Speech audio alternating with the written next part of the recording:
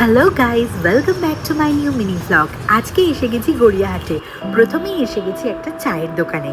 আমার বাবা মা কিন্তু চায়ের ব্যাপারে খুব পার্টিকুলার, সেই কারণে আমরা এই দোকানটা থেকেই চা কিনে থাকি। তারপরেই আমরা চলে গেছি গৌরাঙ্গতে। গৌরাঙ্গর ব্লাউজ কিন্তু আমাদের খুব ফেভারিট। মায়ের দুটো ব্লাউজ কেনার ছিল, প্রথমেই আমরা ব্লাউজ কিনে নিয়েছিলাম। তারপরে চলে এসেছিলাম আমার জন্য কিছু অ্যান্টি টার্নিশ জুয়েলারি দেখবো বলে। অ্যান্টি টার্নিশ জুয়েলারিগুলো কিন্তু খুব সুন্দর হয় আর সাস্টেনেবলও হয়।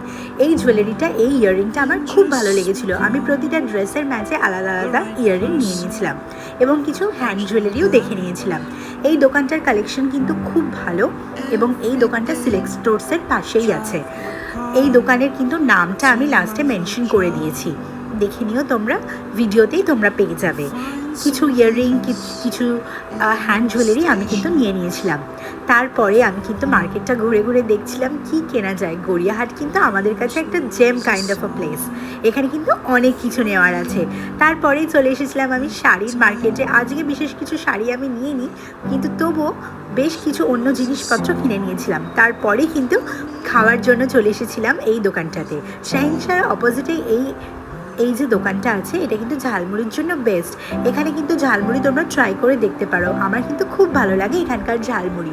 তারপরেই আমি চলে গিয়েছিলাম আরও কিছু অ্যান্টি টার্নিশ জুয়েলারি দেখবো বলে। এই দাদার কাছে অ্যান্টি টার্নিশ যে জুয়েলারিগুলো ছিল, এগুলো কিন্তু বেশ অ্যাফোর্ডেবল ছিল। আমি কিন্তু এখান থেকেও বেশ কিছু ইয়াররিং কিনে নিয়েছিলাম। তারপরে একটু মার্কেটটা এক্সপ্লোর করতে করতে ভাবলাম ক্রকারিজ নেওয়া যাক, তাই ক্রকারি সেকশনের দিকে চলে যাচ্ছিলাম। আমি কিছু কাপ প্লেটের সেট আমার বাড়ির জন্য নিয়ে নিয়েছিলাম।